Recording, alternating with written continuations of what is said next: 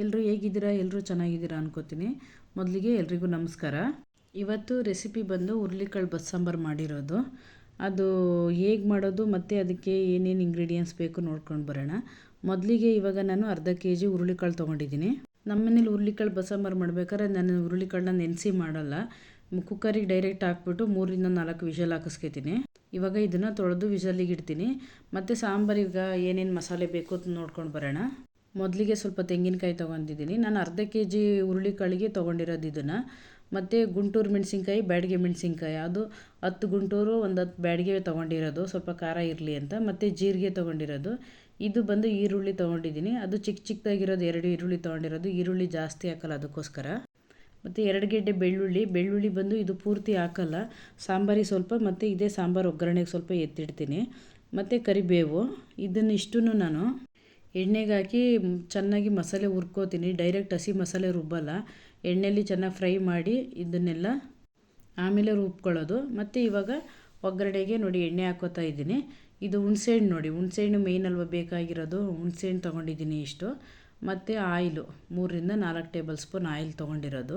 ಇದು ಇಷ್ಟು ಒಗ್ಗರಣೆಗೆ ತೊಗೊಂಡಿರೋದು. ಇಲ್ಲೊಂದು ಅಲ್ಲಿ ಬೆಳ್ಳುಳ್ಳಿ ತೋರಿಸಿದ್ನಲ್ಲ, ಸ್ವಲ್ಪ ತೊಗೋತೀನಿ ಅಂತ ಇವಾಗ ಇಲ್ಲಿ ಎತ್ತಿಟ್ಕೊಂಡಿದ್ದೀನಿ ಬೆಳ್ಳುಳ್ಳಿನ. ಈಗ 2ರಿಂದ 3 ಟೇಬಲ್ ಸ್ಪೂನ್ ಆಯಿಲ್ ಹಾಕ್ಕೊಂಡು ಮಸಾಲೆ ಎಲ್ಲ ಫ್ರೈ ಮಾಡ್ಕೊತಾ ಇದ್ದೀನಿ. ಅದು ಫ್ರೈ ಆಗಲಿ. ಪಲ್ಯಕ್ಕೆ ಏನೇನು ತೊಗೊಂಡಿದ್ದೀನಿ ತೋರಿಸ್ತೀನಿ ಬನ್ನಿ.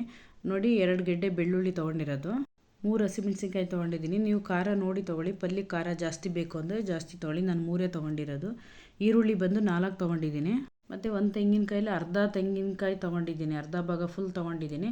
ಕರಿಬೇವು ಮತ್ತು ಶುಂಠಿ ಬಂದು ಅದು ಎಕ್ಸಸ್ ಆಫ್ ಹೀಟ್ ಇರೋದ್ರಿಂದ ಹುರುಳಿಕಾಳು ಶುಂಠಿ ಹಾಕಿದರೆ ಒಳ್ಳೆಯದು ಅಂತೇಳಿ ತೊಗೊಂಡಿರೋದು. ನಾನೇನು ಮಾಡ್ತೀನಿ ಅಂದರೆ ಈರುಳ್ಳಿ ಅಷ್ಟೇ ಹೆಚ್ಚಿ ಒಗ್ಗರಣೆಗೆ ಹಾಕೋದು. ಇನ್ನು ತೆಂಗಿನಕಾಯಿ, ಹಸಿಮೆಣ್ಸಿನ್ಕಾಯಿ, ಕರಿಬೇವು, ಬೆಳ್ಳುಳ್ಳಿ, ಶುಂಠಿ ಇಷ್ಟನ್ನು ನಾನು ಪೌಡ್ರ್ ಮಾಡ್ಕೋತೀನಿ.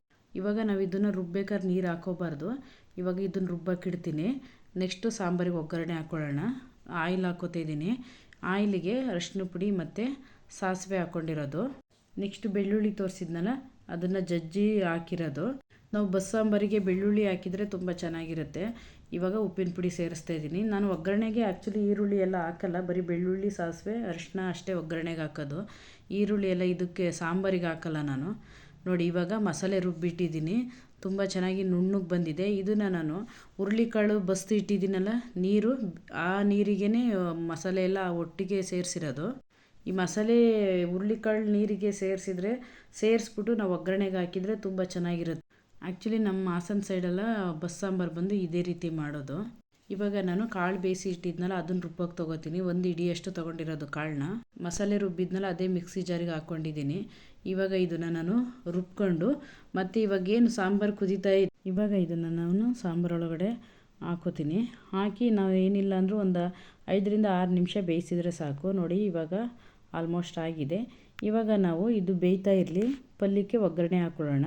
ಮೊದಲಿಗೆ ಆಯಿಲ್ 2 ನಿಮಿಷ ಬಿಸಿಯಾಗಿ ಸಾಸಿವೆ ಮತ್ತು ಇಂಗು ಹಾಕಿರೋದು. 3ರಿಂದ 4 ಟೇಬಲ್ ಸ್ಪೂನ್ ಆಯಿಲ್ ಹಾಕ್ಕೊಂಡಿದ್ದೀನಿ. ಮತ್ತು ಒಂದು ಚಿಟಿಕೆ ಅರಿಶಿನ ತೊಗೊಂಡಿರೋದು.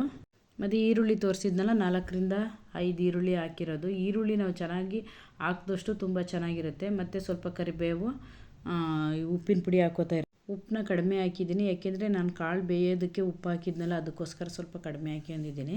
ನೋಡಿ, ಇವಾಗ ನಾನು ಮಸಾಲೆ ಐಟಮ್ ತೋರಿಸಿದ್ನಲ್ಲ ಕಾಳಿಗೆ, ಅದನ್ನು ಈ ರೀತಿ ಡ್ರೈ ಥರ ನಾನು ಗ್ರೈಂಡ್ ಮಾಡ್ಕೊಂಡಿರೋದು. ನೀರೊಂದು ಡ್ರಾಪು ಹಾಕಬಾರ್ದು ನೀರನ್ನ.